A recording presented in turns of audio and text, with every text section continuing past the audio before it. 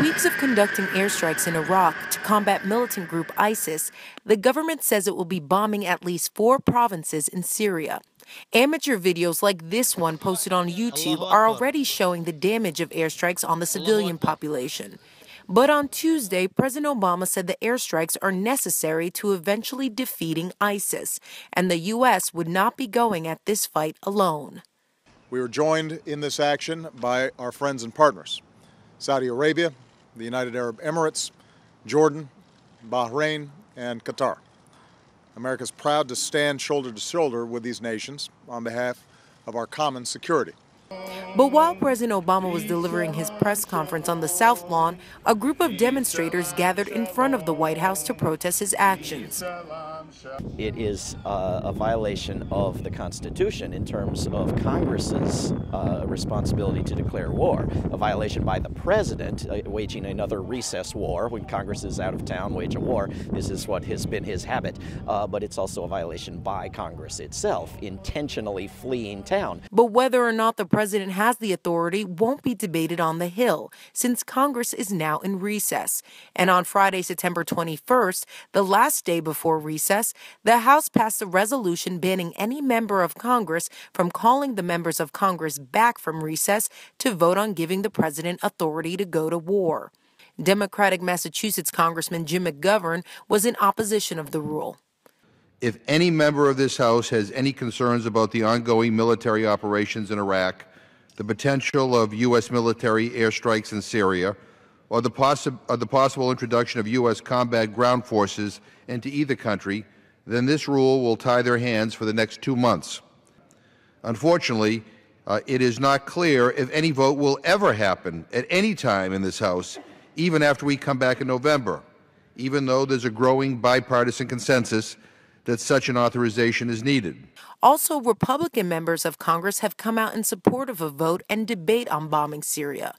President Obama has maintained that he has the authority to send troops based on the Authorization for Use of Military Force, or AUMF, which grants the president authority to use force against those responsible for the September 11th attacks, a rule that the president himself recognized goes too far in his speech last year at the National Defense University. Unless we discipline our thinking, our definitions, our actions, we may be drawn into more wars we don't need to fight, or continue to grant presidents unbound powers more suited for traditional armed conflicts between nation states. So I look forward to engaging Congress and the American people in efforts to refine and ultimately repeal the AUMF's mandate. Critics say that the War Powers Resolution of 1973 makes it illegal for the president to use force in another country without the approval from the legislature within 60 days of the first military action. The president first deployed troops to Iraq in June, and there still has been no vote.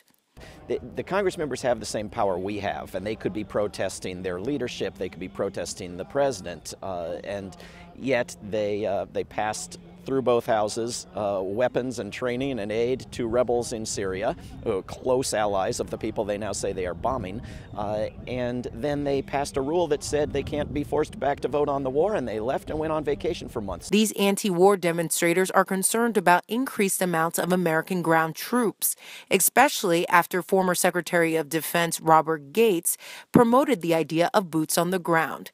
They're not going to be able to be successful against ISIS strictly from the air, or strictly depending on the Iraqi forces or the Peshmerga or the Sunni tribes acting on their own.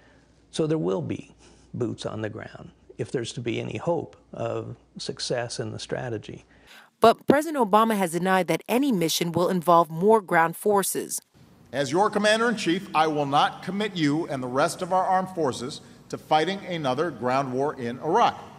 President Obama knows the American people don't want boots on the ground, so he keeps saying no boots on the ground while he keeps sending boots on the ground.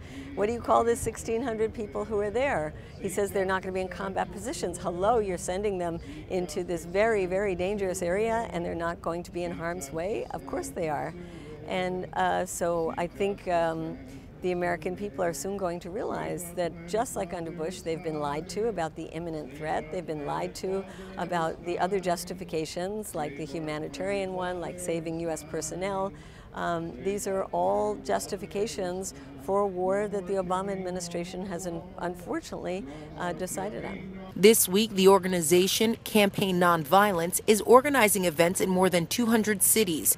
Demonstrators tried to deliver a letter to President Obama, but were denied entrance, and 5 protesters were arrested. Protesters are calling for a solution outside of militarization. An arms embargo would be a very good first step. 79% of weapons shipped into the Middle East are U.S. weapons shipped from the United States, not counting the U.S. military's weapons. So there you're 3/4 done on an arms embargo with one nation on board. But you have the leverage to talk to the other nations and cut off arms into the Middle East. While you're talking to them, talk about a ceasefire, talk about realistic representative government in Iraq, talk with Iran and everyone else in the region, talk with Russia and Syria. I mean, and the White House does talk with these countries. It just talks to them about war, not about peace. And then a massive Marshall Plan of actual aid, not so-called military aid, but humanitarian aid, economic aid, agricultural aid, water, medicine. I mean, these are wars motivated by poverty and desperation and the destruction of an occupation and the lack of clean drinking water in parts of Syria that got this civil war in Syria going in the first place. Use those roots of the problem as solutions. It would cost less. But with about 20 protesters in attendance, Code Pink co-founder Medea Benjamin says that they are going to need more mobilization from politicians and from the people if there's ever going to be a change of course. And if this were being done under Bush, we would see thousands of people out here protesting. We would see the Progressive Caucus yelling and screaming. And right now, the Progressive Caucus in Congress, this very large body of congressional officials, is divided on this. You have the 2 co-chairs with totally opposite opinions. One of them, Congressman Keith Ellison, voted to fund the rebels in Syria, and the other one, Raul Grijalva, voted against it. So we don't even have unity within the Progressive Caucus.